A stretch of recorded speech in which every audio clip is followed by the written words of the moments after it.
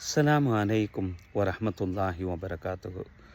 நாம் 4 பேர்கள் ஒரு விஷயமாக ஒரு இடத்துல இருந்து பேசி கொண்டு இருக்கிறோம்.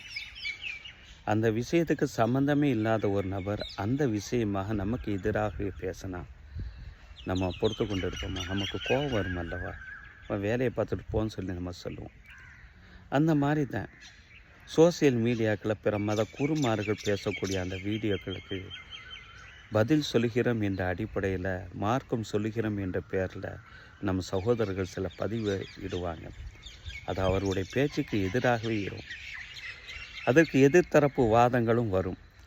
அந்த இடத்துல வார்த்தைகள் கடினமானதாக பிரயோகிக்கப்படும். இறுதியாக எங்கே வந்து நிற்கும் தெரியுமா?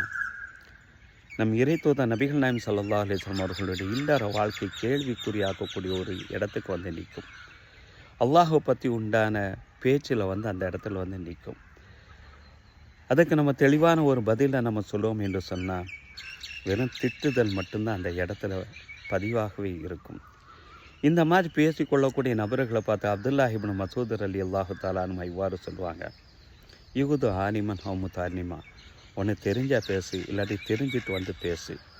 வலா தகுது இமா தம்பைனதாலிக்க, உன்னுடைய சுய கருத்தையெல்லாம் அங்கே வந்து பேசிக்கொண்டு இருக்காத மாஸ்க விஷயத்தில் என்பார்களாம் அப்துல்லாஹ் இப்னு மசூத். அதுதான் நமக்கான ஒரு பதிலும் கூட.